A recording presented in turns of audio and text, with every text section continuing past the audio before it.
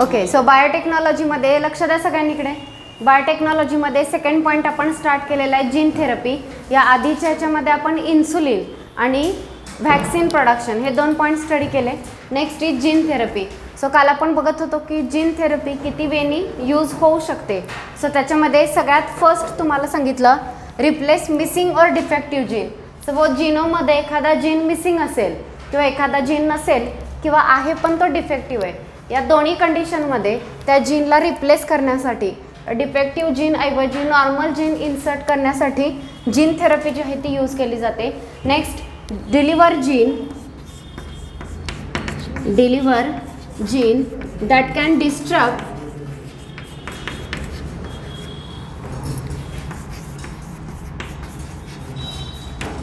Cancerous sale.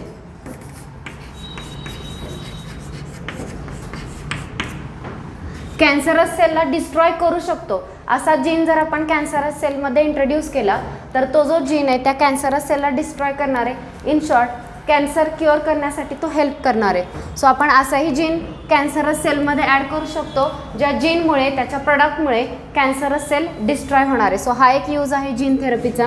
त्यानंतर next असा gene introduce करायचा कॅन्सरस सेलमध्ये जो कॅन्सर सेलचं कन्व्हर्जन रिटर्न नॉर्मल सेलमध्ये करेल. सो कॅन्सरस सेल म्हणजे पण वेगळं काही नाही, नॉर्मल सेल जर अशी झाली की ती इमॉर्टली डिवाइड होती आहे, फक्त डिव्हिजन होती आहे, ती किल होत नाही आहे किंवा तिची डेथ होत नाही आहे, जस्ट कंटिन्यू ती डिवाइड होत असेल तर या कंडिशनला काय म्हटलं जातं, कॅन्सर असं म्हटलं जातं, ज्याच्यामध्ये सेलचा नंबर जो आहे तो इन्क्रीज होत राहतो. सो आपण जर सपोज असे जीन या सेलमध्ये इंट्रोड्यूस केले ज्या जीनमुळे ती सेल रिटर्न नॉर्मल कंडिशनमध्ये जाईल तर त्या जीनमुळे सुद्धा कॅन्सर बरा होऊ शकतो. So next deliver gene that can revert cancer cell normal to back. Deliver or supply gene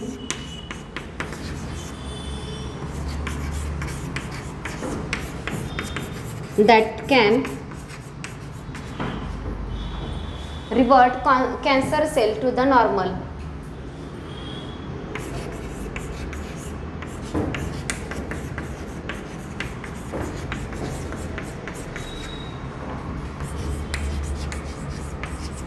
okay, सेलमध्ये असे जीन इंट्रोड्यूस करायचे त्यामुळे एकतर कॅन्सरस सेल किल तरी होईल किंवा कॅन्सरस सेल पुन्हा नॉर्मल सेलमध्ये कन्वर्ट होईल. असं जर केलं तर या दोन्ही कंडिशनमध्ये कॅन्सर हा जो डिसीज आहे तो क्युअर होणार आहे. सो हे 3 वेज सांगितले. त्यानंतर नेक्स्ट बॅक्टेरियल आणि व्हायरल जीन जर इंट्रोड्यूस केला. ओके, डिलिव्हर बॅक्टेरियल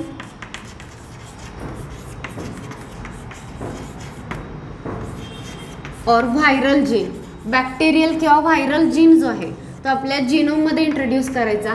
तर ते बॅक्टेरियल किंवा व्हायरल प्रोटीन जर आपल्या सेलमध्ये तयार झालं तर त्याच्यामुळे इम्युनायझेशन होणार आहे किंवा व्हॅक्सिनेशन होणार आहे. इन शॉर्ट व्हॅक्सिन म्हणजे तरी काय, आपण बॅक्टेरियल सेल किंवा त्या सेलचं एखादा अँटीजन आपल्या बॉडीमध्ये घेतो आणि त्या अँटीजनमुळे त्याच्या अगेन्स्ट इम्युन सिस्टीम डेव्हलप होते. सो या ठिकाणी अँटीजन किंवा बॅक्टेरियल सेल घेण्याऐवजी त्यांचा जीन आपण बॉडीमध्ये घेतला ज्या जीनमुळे त्या बॅक्टेरियल सेलचं जे अँटीजन आहे ते अँटीजन तयार होईल आणि त्याच्या अगेन्स्ट आपली इम्युन सिस्टीम प्रिपेअर होईल. सो इन शॉर्ट तिथं व्हॅक्सिनेशन होणार आहे. सो डिलिव्हर बॅक्टेरियल और viral gene for vaccination. Vaccination होण्यासाठी बॅक्टेरियल किंवा व्हायरल जीन जो आहे तो आपण आपल्या बॉडीमध्ये घेणार आहोत. सो हा एक वे आहे यूज करण्याचा. Next deliver DNA to antigen expression and generation of immune response. हाच पॉईंट पुन्हा तिथं दिलेला आहे. Deliver DNA for antigen expression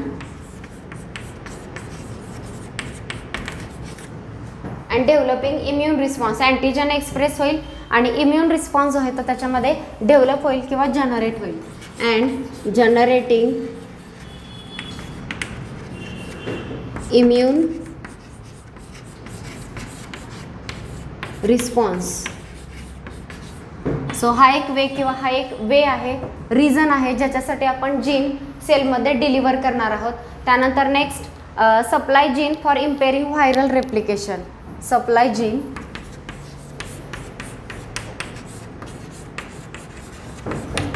for impairing viral replication.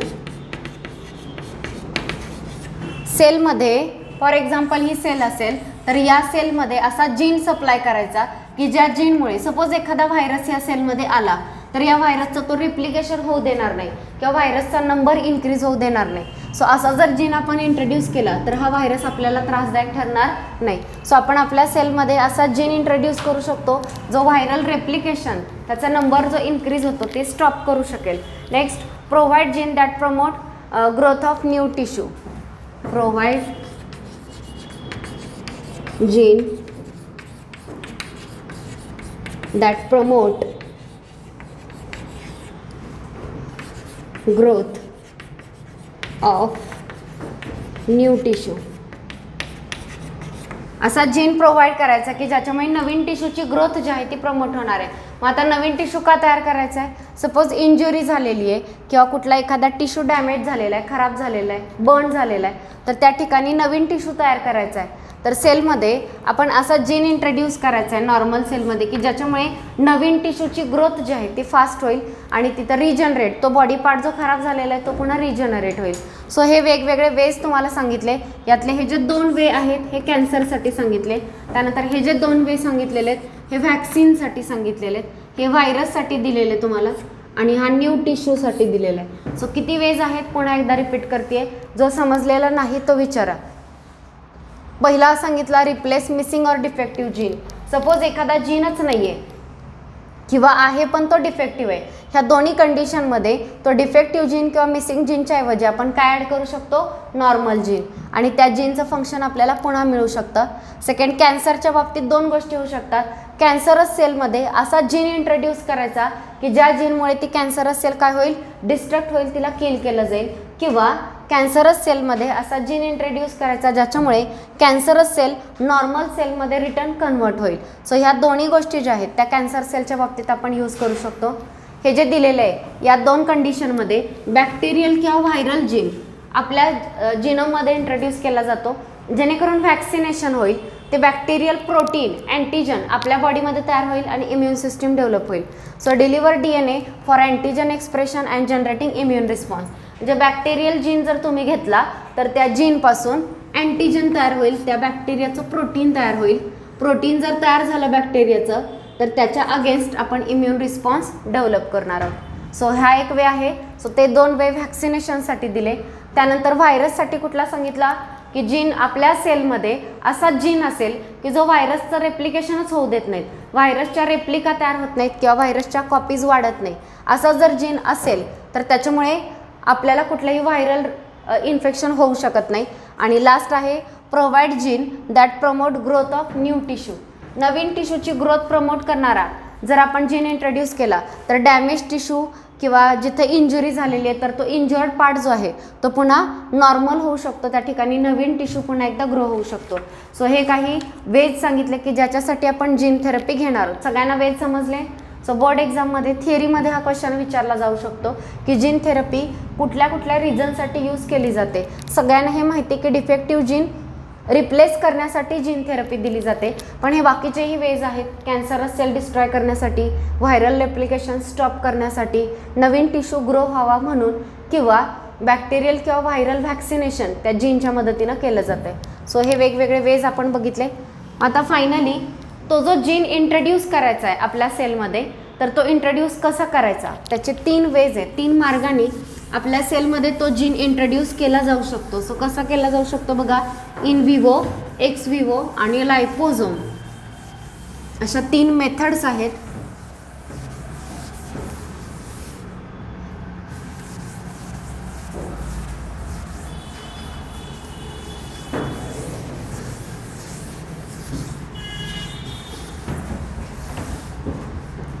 Okay, त्याच्यामध्ये सगळ्यात फर्स्ट बघा delivery of gene into cell.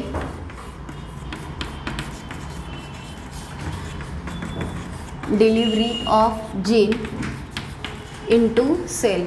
So आपल्या सेलमध्ये जो नॉर्मल जीन आहे तो डिलिव्हर करायचा आहे, इंट्रोड्यूस करायचा आहे. सो किती वेळी होणार आहे? त्यात सगळ्यात फर्स्ट आहे x Vivo, second in vivo आणि थर्ड लायपोझोम. ओके, तर ह्या 3 वेनी जीन इंट्रोड्यूस होणार आहे. त्याच्यामध्ये सगळ्यात फर्स्ट एक्स विवो मग आता एक्स व्हिओमध्ये काय दिलेलं आहे बघा, in ex vivo delivery where cell are removed from the patient body. So याच्यामध्ये पेशंटच्या बॉडीमधल्या सेल ज्या आहेत त्या रिमूव्ह केल्या जातात.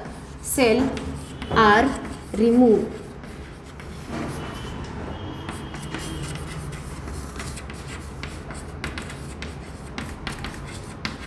From patient body. पेशंटच्या बॉडीमधून सेल ज्या आहेत त्या फर्स्ट रिमूव्ह केल्या जातात. रिमूव्ह केल्यानंतर त्या सेलमध्ये जीन जो आहे तो इंट्रोड्यूस केला जातो युझिंग व्हायरल किंवा non viral vector.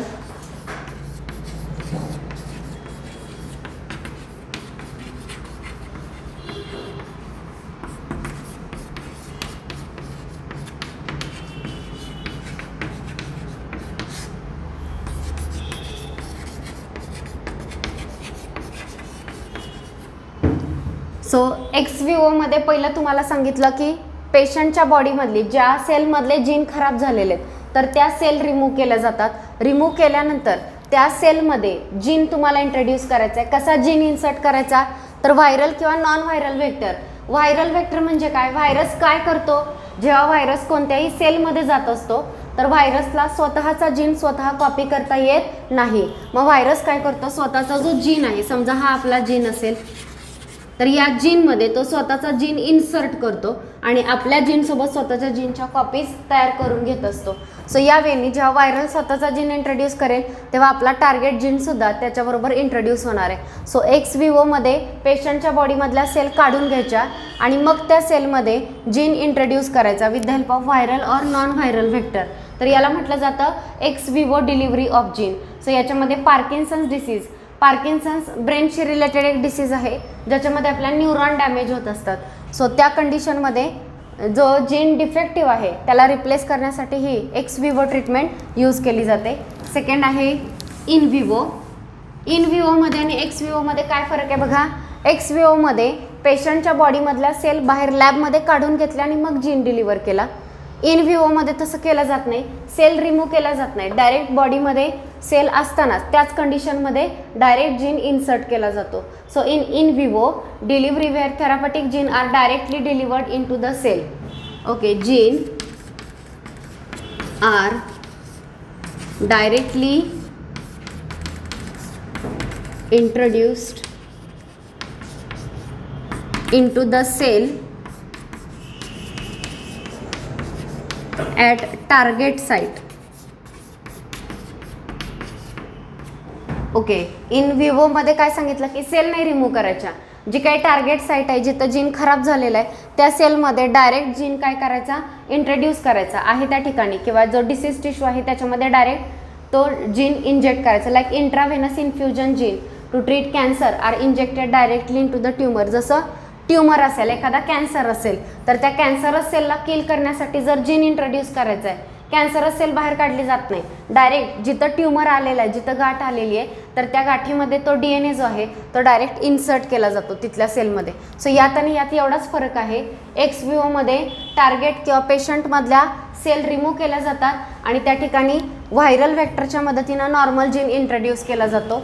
In व्हिओमध्ये sale remove केला जात नाही, टार्गेट साईट जी आहे त्या साईटला डायरेक्ट जीन जो आहे तो सेलमध्ये इंट्रोड्यूस केला जातो. आणि लास्ट आहे virosome. Virosome is combination of liposome and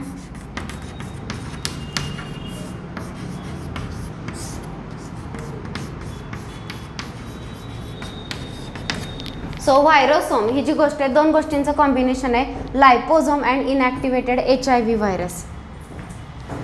inactivated HIV.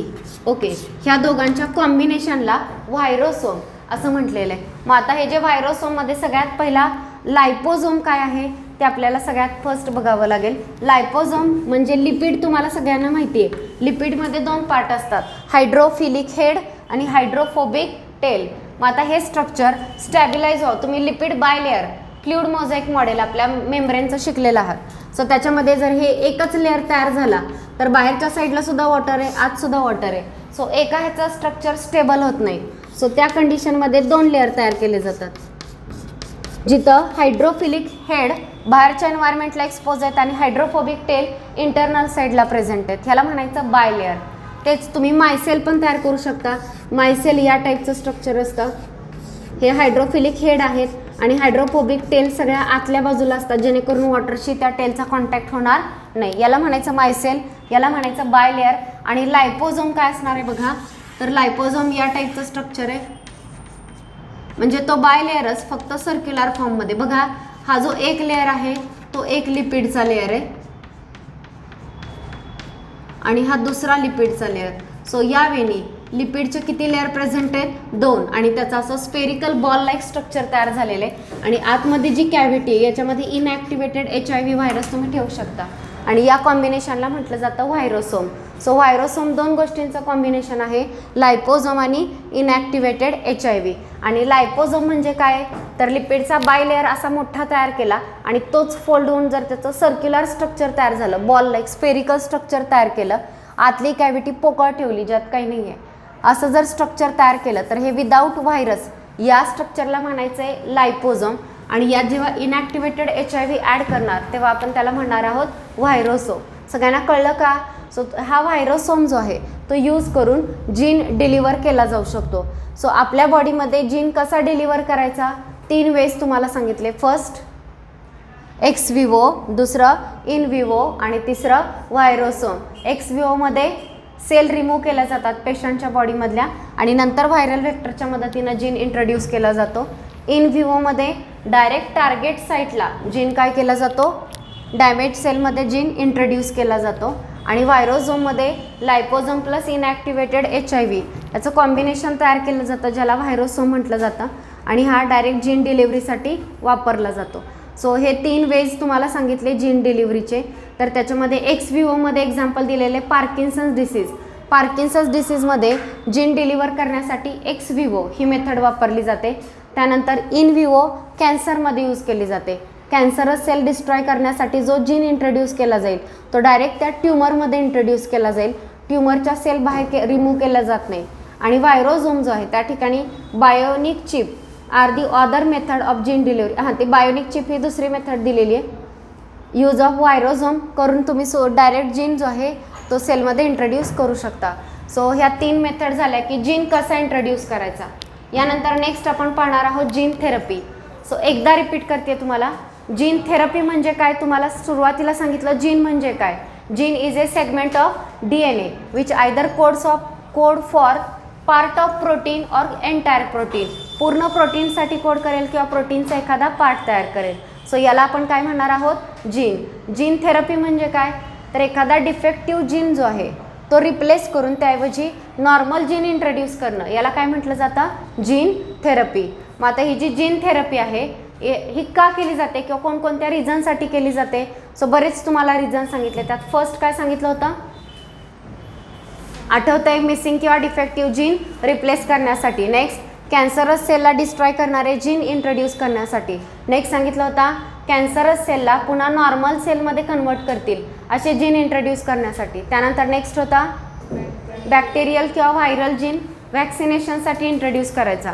Next bacterial किंवा व्हायरल जीन जर आपल्या सेलमध्ये आला तर त्यामुळे काय तयार होईल, प्रोटीन तयार होईल, ज्याच्या अगेन्स्ट अँटीजन तयार होईल, ज्याच्यामुळे इम्युन रिस्पॉन्स डेव्हलप होईल. ओके, तर हे एक आपण बघितलं. त्यानंतर न्यू टिश्यूची ग्रोथ प्रमोट करणारा जीनसुद्धा इंट्रोड्यूस होऊ शकतो. बरं, मग हा जीन इंट्रोड्यूस कसा करायचा, त्याच्या 3 मेथड बोर्डवरती आहेत. कुठल्या 3, एक्स विवो, इन विवो आणि व्हायरोसोम. ओके, त्यानंतर नेक्स्ट बघा, जीन थेरपीच्या 2 मेन टाईप्स आहेत, 2 मेन फॉर्म्स आहेत, जर्मलाईन जीन थेरपी आणि somatic cell gene therapy.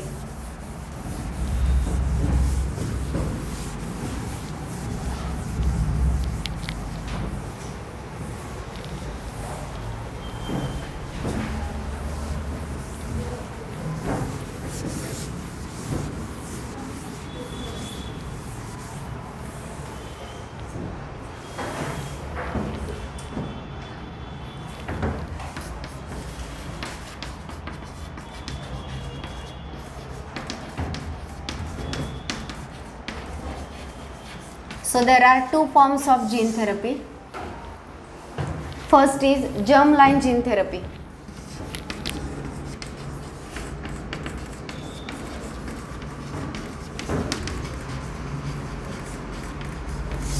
Okay, germ line gene therapy जी आहे या थेरपीमध्ये जो जीन इंट्रोड्यूस केला जातो तो कोणत्या सेलमध्ये, तर जर्म सेल. जर्म सेल म्हणजे एग आणि स्पर्म, या सेक्स सेलना जर्म सेल सुद्धा म्हटलं जातं. सो एग, स्पर्म किंवा अर्ली एम्ब्रियोनिक सेल यांच्यामध्ये डायरेक्टली जीन इंट्रोड्यूस केला जातो. सो जर्म सेलमध्ये इंट्रोड्यूस केला जातोय म्हणून याला म्हटलं जातं germ line gene therapy. So बघा, first gene is introduced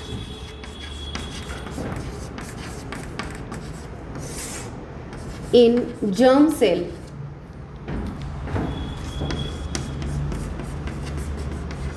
like egg, sperm or early embryo.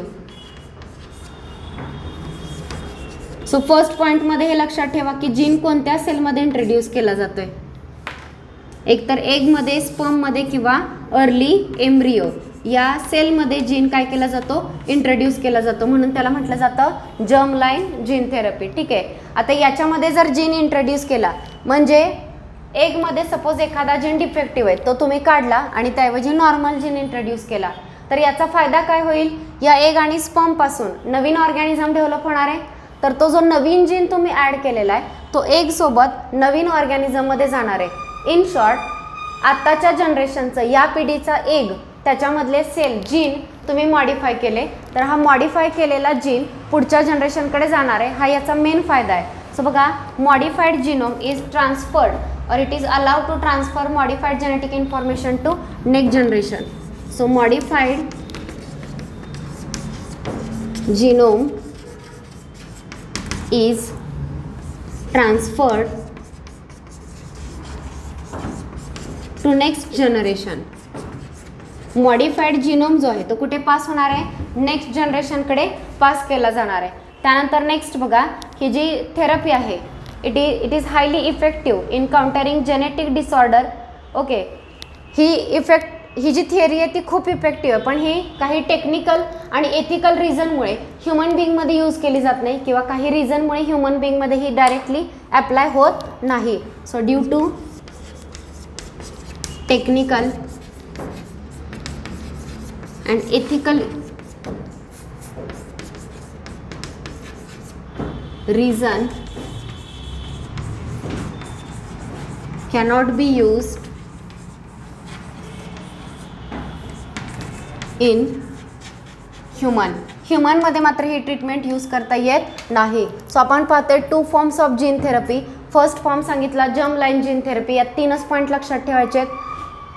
एक जीन कुठे इंट्रोड्यूस केला जातो, त्याचा फायदा काय होतो आणि ह्युमनमध्ये का नाही यूज होत. पहिलं काय सांगितलं, जीन कुठे इंट्रोड्यूस केला जातो, जर्म सेलमध्ये. कोणत्या जर्म सेल, एग, स्पर्म किंवा अर्ली एम्ब्रियो या सेलमध्ये जर इंट्रोड्यूस केला तर त्याचा फायदा काय, हा मॉडिफाईड जीन कुठे जाणार आहे, नेक्स्ट जनरेशनकडे पास होणार आहे. का नेक्स्ट जनरेशनकडे पास होईल, कारण याच सेलपासून नवीन ऑर्गॅनिझम डेव्हलप होतो. सो मॉडिफाईड जीनोम जो आहे तो या सेलपासून नेक्स्ट जनरेशनकडे पास होतो. आणि नेक्स्ट काय सांगितलं बघा, मात्र काही टेक्निकल किंवा एथिकल रिझनमुळे ही डायरेक्ट ह्युमन बिंगमध्ये मेथड ॲप्लाय होत नाही किंवा यूज केली जात नाही. ओके, सो ही पहिली मेथड झाली. त्यानंतर नेक्स्ट आहे somatic cell gene therapy. Second is somatic cell gene therapy. Okay, आता सोमॅटिक सेल जीन थेरपीमध्ये तिच्या नेममध्ये जसं की जर्म लाईन जीन थेरपीमध्ये जीन कुठल्या सेलमध्ये ॲड केला, जर्म सेलमध्ये, तसं सोमॅटिक सेल जीन थेरपी जी आहे याच्यामध्ये जीन कुठे इंट्रोड्यूस केला जातो, सोमॅटिक सेलमध्ये. So in this type of therapy gene is introduced only in somatic cell. Gene is introduced only in somatic sale, म्हणजे other than germ cell. Egg आणि sperm सोडून बाकीच्या ज्या जर्म सेल आहेत त्यांना सोमॅटिक सेल असं म्हटलं जातं. आणि जीन जो आहे तो या सोमॅटिक सेलमध्ये इंट्रोड्यूस केला जातो. So gene is introduced only in the somatic cell. मग सोमॅटिक सेल कुठल्या ते त्यांनी दिलेले, तर त्याच्यामध्ये first bone marrow cell,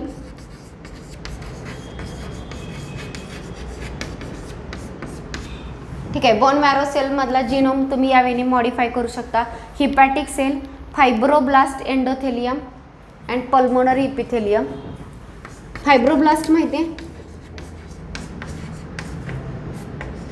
fibroblast म्हणजे कनेक्टिव्ह टिश्यूमधली एक सेल आहे. एरिओलार कनेक्टिव्ह टिश्यू तुम्ही शिकलेला आहे आणि कनेक्टिव्ह टिश्यूमध्ये 2 टाईपचे फायबर असतात, कोलॅजन आणि इलास्टिन. सो हे दोन्ही फायबर सिक्रीट करणारी जी सेल आहे त्या सेलला काय म्हणायचं?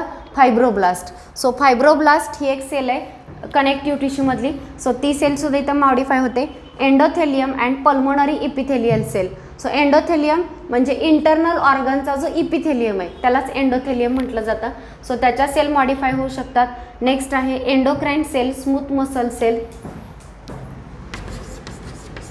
Endocrine sale,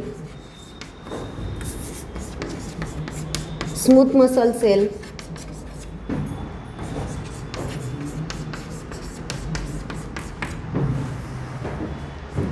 central nervous system मधल्या सेल.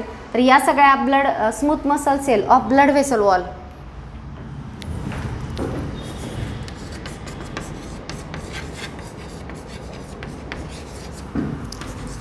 ज्या बोर्डवरती लिहिलेल्या सगळ्या सोमॅटिक सेल आहेत, bone marrow cell, fibroblast, endothelium, endocrine cell म्हणजे एंडोक्राइन ग्लँड. कुठली, कोणाला म्हणायचं एंडोक्राइन ग्लँड? कोणाला म्हणायचं एंडोक्राइन ग्लँड? माहिती आहे का? हां, विच सिक्रेट? ओके, त्यांना काय नसते? डक्ट नसते त्यांचं सिक्रेशन कॅरी करण्यासाठी. आणि त्यांच्या सिक्रेशनला काय म्हणतात? आपण एक पूर्ण लेसन शिकल्याप्रमाणे हार्मोन शिकलोय की नाही? शिकलोय ना? कुठल्या कुठल्या ग्लँड झाल्या? Pituitary Gland, thyroid Gland, पॅराथायरॉइड Gland, thymus झाले की नाही? त्या सगळ्या एंडोक्राइन ग्लँड्स आहेत. तर त्या एंडोक्राइन ग्लँडच्या ज्या सेल आहेत एंडोक्राइन सेल, तर या सेल आपण मॉडिफाय करू शकतो. Smooth muscle cell of blood vessel. मसलचे 3 टाईप झालेत, स्मूथ मसल, स्ट्रायटेड मसल आणि कार्डियाक मसल. तर त्यापैकी स्ट्रायटेड मसल व्हॉलेंटरी असतात, आपल्या स्केलेटलला, बोनला अटॅच असतात. आणि स्मूथ मसल जे आहेत ते आपल्या इंटरनल ऑर्गनमध्ये प्रेझेंट असतात. सो आपल्या बॉडीमध्ये ज्या ब्लड व्हेसल आहेत तर त्या ब्लड व्हेसलच्या वॉलमध्ये जे स्मूथ मसल आहेत त्याच्या सेलसुद्धा मॉडिफाय करू शकतो. So somatic cell gene therapy, it is used or it is mainly used in somatic cell. Genes are introduced in somatic cell. Next, bone marrow cell, fibroblast, endocrine cell, smooth muscle cell of blood vessel wall. These cell can be modified in the somatic cell gene therapy. याच्यामध्ये ह्या treat केल्या जातात. आता हे जे treatment आहे जसं आपण इथं बघितलं की जर जर्म लाईन सेलमध्ये जर तुम्ही जिनोम इंट्रोड्यूस केला तर तो मॉडिफाईड जिनोम कुठे जाणार आहे? नेक्स्ट जनरेशनकडे. मात्र जर या सेलमधला जिनोम तुम्ही मॉडिफाय केला तर तो नेक्स्ट जनरेशनकडे जाणार नाही, कारण या सेल ज्या आहेत त्या पर्सनच्या बॉडीच्या आहेत, त्याच्या पुरत्याच लिमिटेड राहणार आहेत, ते पुढे जाणार नाही आहेत. त्यामुळे हे जीन नेक्स्ट जनरेशनकडे पास ऑन होत नाहीत. सो बघा,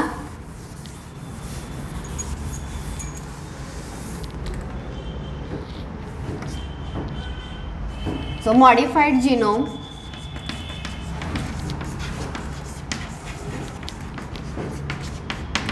is not transferred to next generation. Modified genome जो आहे तो नेक्स्ट जनरेशनकडे ट्रान्सफर होणार नाही. ज्या पर्सनमध्ये ट्रीटमेंट दिलेली आहे त्या पर्सन पुरतंच हे लिमिटेड राहणार आहे. मग somatic cell gene therapy clinical ट्रायलमध्ये किंवा आतापर्यंत हे यूज केलेले आपण बघितलं की जर्म लाईन जीन थेरपी जी आहे ती ह्युमन बिंगमध्ये काही रिझनमुळे यूज केली जात नाही. मात्र सोमॅटिक सेल जीन थेरपी जी आहे हा ऑप्शन क्लिनिकल ट्रायलमध्ये किंवा आतापर्यंत यूज केलेला आहे. मग कोणकोणत्या डिसिजेसमध्ये यूज केलेला आहे तर बघा,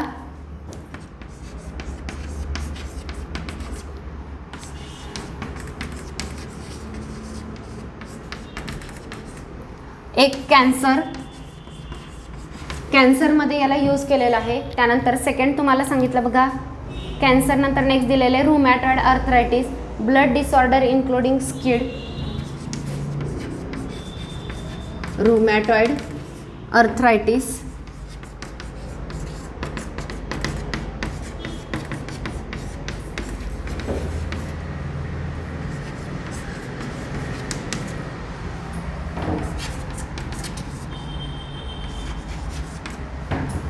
okay. So Gaucher's disease, SCID, cancer, rheumatoid arthritis, familiar hypercholesterolaemia, फॅमिलियल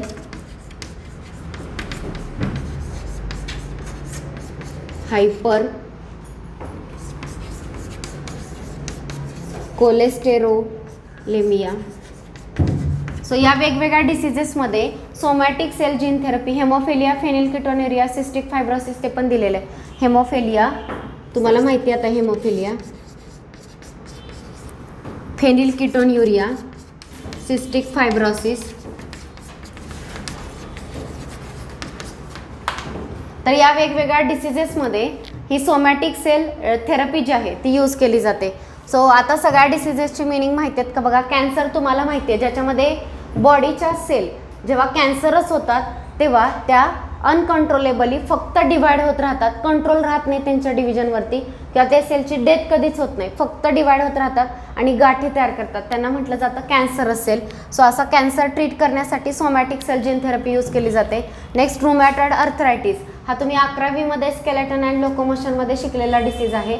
autoimmune disease आहे, ज्याच्यामध्ये आपले जॉईंट जे आहेत ते पेनफुल होतात. जॉईंटच्या अगेन्स्ट तिथं काही रिसेप्टरच्या अगेन्स्ट अँटीबॉडी तयार होतात आणि त्यामुळे आपल्या मुवमेंट पेनफुल होतात, जॉईंटमध्ये मुवमेंट होत नाही. स्किड हा जो डिसीज आहे तर याच्यामध्ये सिव्हिअर कंबाईंड इम्युनोडिफिशियन्सी डिसऑर्डर. स्किडचा फुल फॉर्म काय आहे? सिव्हिअर कंबाईंड इम्युनोडिफिशियन्सी डिसऑर्डर असं त्याला म्हटलं जातं. स्किड हा डिसीज आहे ज्याच्यामध्ये इम्युनोडिफिशियन्सी पाहायला मिळते, इम्युन सिस्टीम तेवढी डेव्हलप होत नाही. नेक्स्ट आहे गाउचर्स डिसीज. त्यानंतर गाउचर्स डिसीज म्हणजे deficiency of enzyme glucocerebrosidase, accumulation of harmful quantity of fats. Glucocerebrosidase नावाचं एन्झाईम जे आहे ते तयार होत नाही आणि जर ते एन्झाईम नाही तयार झालं तर फॅट जे आहेत त्याचं ॲक्युम्युलेशन होतं किंवा बॉडीमध्ये फॅट डिपॉझिट होत राहतात. कुठल्या डिसीजमध्ये? गाउचर्स डिसीजमध्ये. फॅमिलियर हायपर कोलेस्टेरोलेमिया, तर याच्यामध्ये mainly high cholesterol level in ब्लडमध्ये कोलेस्टेरॉलची लेवल हाय राहते. हेमोफिलिया सगळ्यांना माहिती आहे, ब्लड क्लॉट होत नाही. फेनिलकिटोन युरिया, PKS नाही PKU, फेनिलकिटोन्युरिया हा जो डिसीज आहे याच्यामध्ये कुठलं एन्झाईम नाही तयार होत सांगा?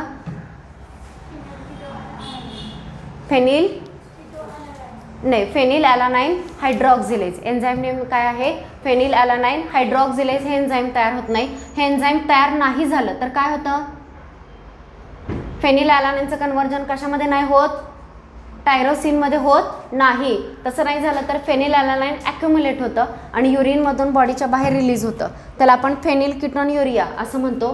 सिस्टिक फायब्रोसिस हा जो डिसीज आहे तर या डिसीजमध्ये पर्टिक्युलरली सिक्रेटरी सेल अफेक्ट होतात, जसं की म्युकस, स्वेट किंवा डायजेस्टिव्ह ज्यूस सिक्रेट करणाऱ्या सेल अफेक्ट होतात आणि हे जे फ्लुइड आहे ते खूप थिक्की होतं, असं घट्ट होतं आणि आपल्या डायजेस्टिव्ह ट्रॅकमध्ये, रेस्पायरेटरी ट्रॅकमध्ये त्याचा प्लग तयार होतो त्या फ्लुइडचा. तो ट्रॅक जो आहे तो बंद केला जातो त्या प्लगमुळे. सो ते सिस्टिक फायब्रोसिस. ते सोडून पुढे मस्क्युलर डिस्ट्रॉफी म्हणजे मसल्स वीक होतात. त्यानंतर सिकल सेल ॲनिमिया, RBC ज्या आहेत त्या सिकल शेपच्या होतात. एम्फायसेमा पण झालेला आहे. काय आहे एम्फायसेमा? रेस्पायरेटरी सिस्टीमशी रिलेटेड एक डिसऑर्डर आहे ज्याच्यामध्ये सिगारेट स्मोकिंगमुळे अल्व्हेओलार वॉल जी आहे ती डॅमेज झालेली असते. सो एम्फायसेमा. आणि थॅलासेमिया आपण बघितलं, हिमोग्लोबिनमध्ये 4 पॉलिपेप्टाइड चेन आहेत, अल्फाच्या 2 आणि बीटाच्या 2. जर त्या प्रॉपरली नाही सिंथेसाइज झाल्या तर हिमोग्लोबिनची लेवल काय राहते? कमी राहते, त्याला थॅलासेमिया म्हटलं जातं. सो किती डिसीजेस सांगितले? एवढ्या सगळ्या डिसीजेसमध्ये somatic cell gene therapy use केली जाते. कळली का बघा सोमॅटिक सेल जीन थेरपी? याच्यामध्ये जीन कुठे इंट्रोड्यूस केला जातो? सोमॅटिक सेलमध्ये, जर्म सेलमध्ये नाही. सोमॅटिक सेल कुठल्या? Bone marrow cell, fibroblast, endocrine cell, smooth muscle cell of blood vessel wall, ह्या सगळ्यांमध्ये जीन इंट्रोड्यूस केला जातो. मग आता हा जो मॉडिफाईड जिनोम आहे त्याचा एक ड्रॉबॅक आहे की हा मॉडिफाईड जिनोम त्या ऑर्गॅनिझम पुरताच लिमिटेड राहणार आहे ज्याला थेरपी दिलेली आहे. हा जिनोम पुढच्या जनरेशनकडे पास होणार नाही, हा एक इथं ड्रॉबॅक आहे. आणि कुठल्या डिसीजमध्ये यूज होतो? कॅन्सर, सगळ्यांना माहिती आहे ना cancer. Rheumatoid arthritis, joint painful होतात. स्किडचा फुल फॉर्म काय? Severe combined immunodeficiency disorder. Gaucher's डिसीजमध्ये फॅट ॲक्युम्युलेट होतात बॉडीमध्ये एक एन्झाईम तयार न झाल्यामुळे. नेक्स्ट फॅमिलियर हायपर कोलेस्टेरोलेमिया, याच्यामध्ये कोलेस्टेरॉलची लेवल हाय असते. हिमोफिलिया, ब्लड क्लॉट होत नाही. फेनिलकिटोन्युरिया, फेनिल ॲलानाइन बॉडीमध्ये ॲक्युम्युलेट होतं.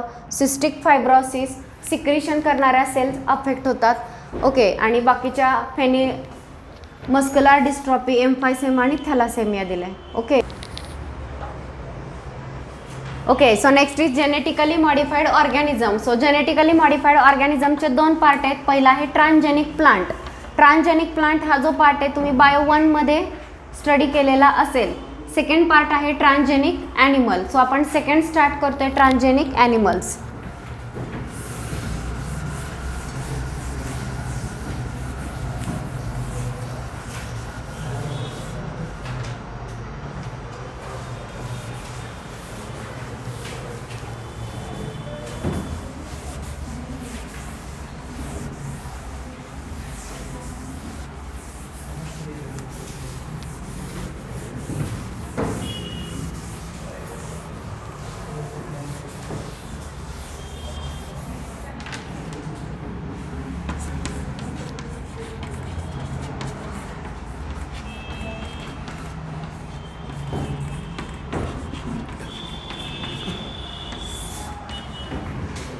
Okay, so next is transgenic animal.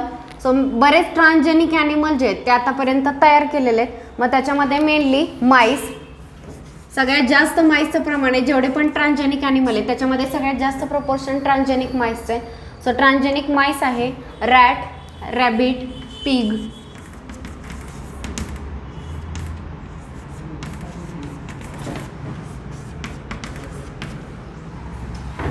Cow, fish,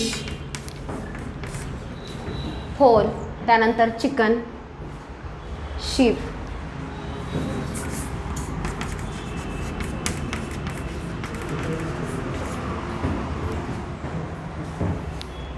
okay, तर हे वेगवेगळे ट्रान्सजेनिक ॲनिमल आतापर्यंत आरडीएनए टेक्नॉलॉजी म्हणजे रिकॉम्बिनंट डीएनए टेक्नॉलॉजीच्या मदतीनं हे ट्रान्सजेनिक ॲनिमल जे आहेत ते तयार केलेले आहेत. सो कोणकोणते ट्रान्सजेनिक ॲनिमल तयार झालेले आहेत? माईस, रॅट, रॅबिट, पिग, काऊ, फिश, फोल, शीप हे सगळे ट्रान्सजेनिक ॲनिमल तयार केलेले आहेत. आणि कोणत्या टेक्निकच्या मदतीनं? आरडीएनए टेक्नॉलॉजीच्या मदतीनं तयार केलेले आहेत. मग आता ट्रान्सजेनिक ॲनिमल म्हणजे काय? तर असा ॲनिमल की ज्याचा जिनोम डेलिब्रेटली म्हणजे मुद्दाम आपण आपल्या फायद्यासाठी त्याचा जिनोम मॉडिफाय केलेला आहे. सो अशा ॲनिमलना ट्रान्सजेनिक ॲनिमल असं म्हटलं जातं. So what are transgenic animal हे विचारलं जाईल. What are transgenic animal. तुम्ही तुमचा बोर्डचा पॅटर्न बघा. त्या पॅटर्नमध्ये मॅक्झिमम क्वेश्चन जे आहेत ते 1 मार्कचे आहेत. त्याच्यामध्ये MCQ आणि शॉर्ट आन्सर क्वेश्चन. सो त्याच्यामध्ये असे छोटे आन्सरचे क्वेश्चन या टॉपिकवरती विचारले जातात. So what are transgenic animal? Transgenic animals means animal in which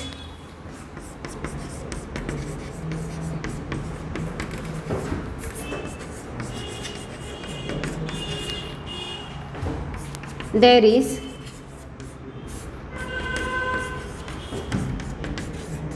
deliberate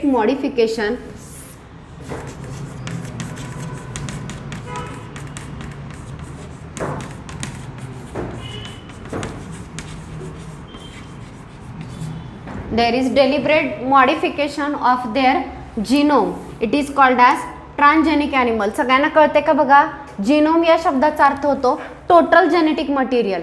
haploid सेलमध्ये टोटल नंबर ऑफ जीन जे आहेत त्या सगळ्यांना एकत्रितपणे जिनोम म्हटलं जातं. जे ट्रान्सजेनिक ॲनिमल आहेत त्यांच्या जिनोममध्ये काही एक्स्ट्रा जीन आपण मुद्दाम ॲड केलेले आहेत किंवा त्यांच्याकडे रिप्लेस केलेले जीन आहेत.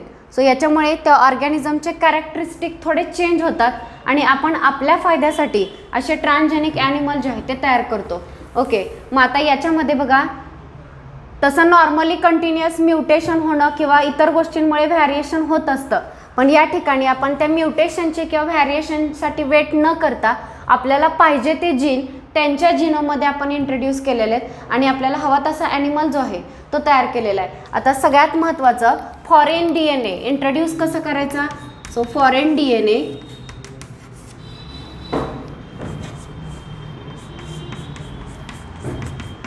is introduced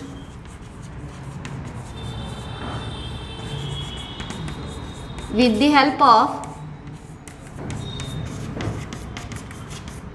rDNA technology. Recombinant DNA technology जी आहे त्याच्या मदतीनं जो जीन आहे तो इंट्रोड्यूस फॉरेन जीन जो आहे तो इंट्रोड्यूस केला जातो. जर्म लाईन सेलमध्ये इंट्रोड्यूस केला तर त्याच्यामुळे हे जे ॲनिमल आहेत ह्यांचं modified material genetic material next जनरेशनकडे सुद्धा पास होतं. जर्म लाईन जीन थेरपी ह्युमनमध्ये यूज केली जात नाही, बाकीच्या ॲनिमलमध्ये यूज करता येते. सो इथपर्यंत तुम्हाला कळलं का बघा कोणकोणते ऑर्गॅनिझम ट्रान्सजेनिक तयार केलेले आहेत? माईस, रॅट, रॅबिट, पिग, काव, फिश, फोल, शीप. हे तयार करताना कुठली टेक्निक वापरलेली आहे? Recombinant DNA technology. मग ट्रान्सजेनिक ॲनिमल म्हणजे काय? तर असा ॲनिमल ज्याचा जिनोम आपण काय केलेला आहे? डेलिब्रेटली मॉडिफाय केलेला आहे. मुद्दाम आपल्या फायद्यासाठी आपण त्याचा जिनोम मॉडिफाय केलेला आहे. मग आता मॉडिफाय करण्यासाठी त्याच्या नॉर्मल जिनोममध्ये फॉरेन DNA जो आहे तो इंट्रोड्यूस करावा लागतो. आणि हा फॉरेन DNA कसा इंट्रोड्यूस करायचा?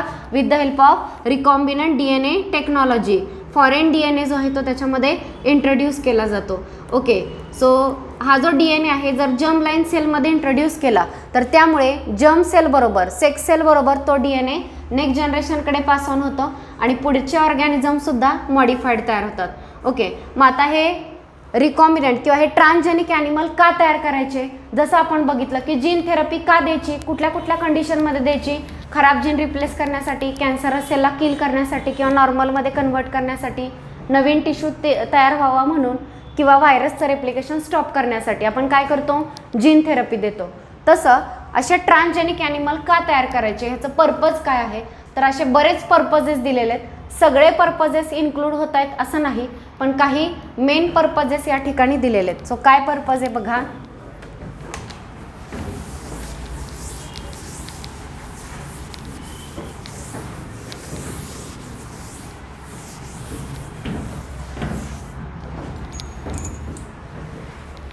So see, representative but not inclusive list of purposes for which transgenic animal have been used.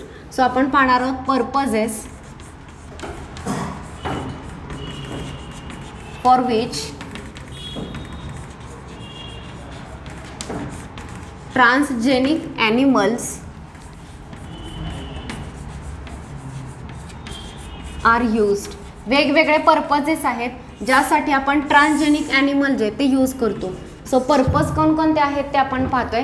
तर त्याच्यामध्ये सगळ्यात फर्स्ट बघा, in medical research transgenic animal are use to identify function of specific factor. So medical रिसर्चमध्ये use केले जातात. Medical रिसर्चमध्ये त्यांना काय यूज करायचं? To identify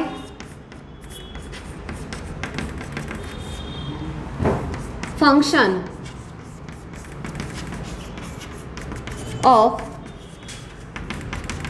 specific factor. एखादा स्पेसिफिक फॅक्टर आहे, आपल्या बॉडीमध्ये असे कितीतरी फॅक्टर्स असतील, त्यापैकी एखाद्या फॅक्टरचं फंक्शन काय ते फंक्शन आपल्याला शोधून काढायचं आहे. तर हे ट्रान्सजेनिक ॲनिमलमध्ये त्या फॅक्टरचं फंक्शन जे ते आपण स्टडी करू शकतो. आणि कसं करायचं? Through over or under expression of modified gene.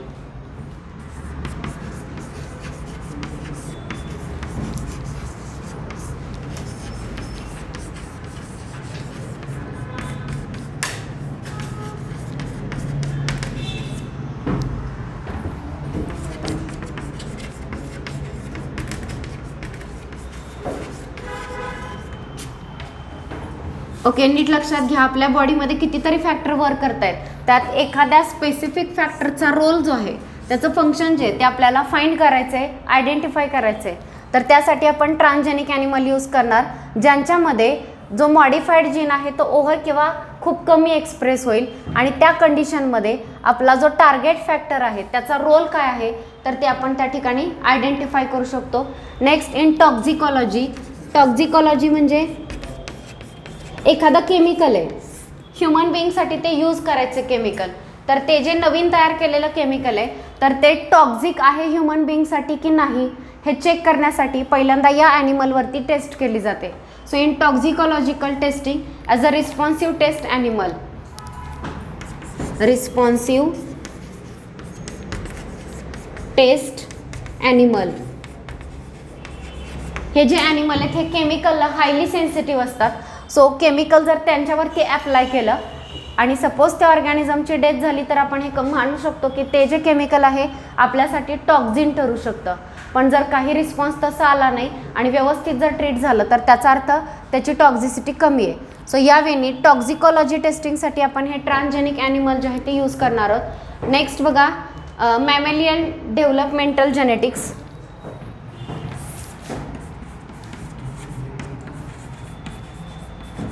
Mammalian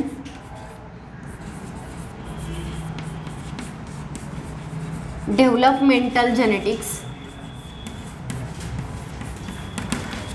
okay, मॅमलच्या डेव्हलपमेंटमध्ये जेनेटिक्सचा कसा रोल आहे हे आपण याच्यामध्ये फाइंड करू शकतो.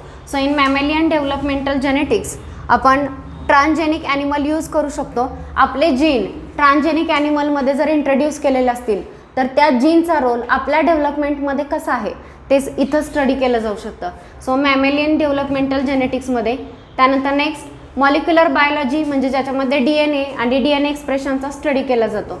त्या मॉलिक्युलर बायोलॉजीमध्ये regulation of gene expression makes use of the evaluation of specific genetic change at the level of whole animal. So analysis of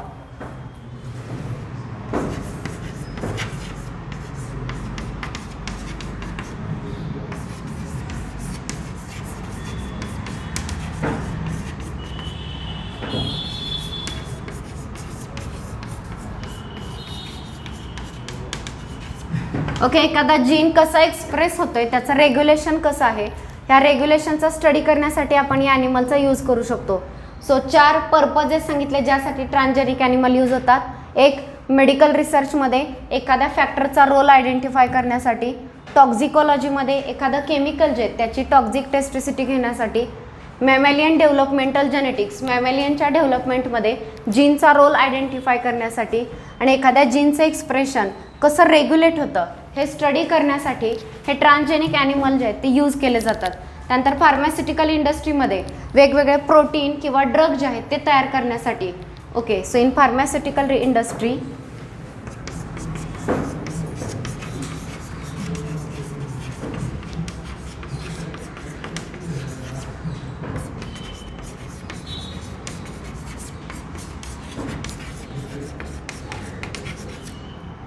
production of protein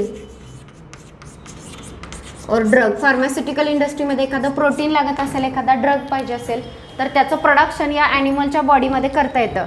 so in pharmaceutical industry targeted production of pharmaceutical protein, drug production ह्या सगळ्या गोष्टींसाठी हे animal use केले जातात. So हे वेगवेगळे purposes आहेत ज्यासाठी ट्रान्सजेनिक ॲनिमल यूज होतात. सो नेक्स्ट लेक्चरमध्ये आपण माईस, वेगवेगळे फार्म ॲनिमल, कॅटल या ट्रान्सजेनिक ॲनिमलचा आपण यूज कसा करतो तर ते आपण पर्टिक्युलर सेपरेट ॲनिमलचं स्टडी करणार आहोत. सो आज आपण इथेच थांबतोय.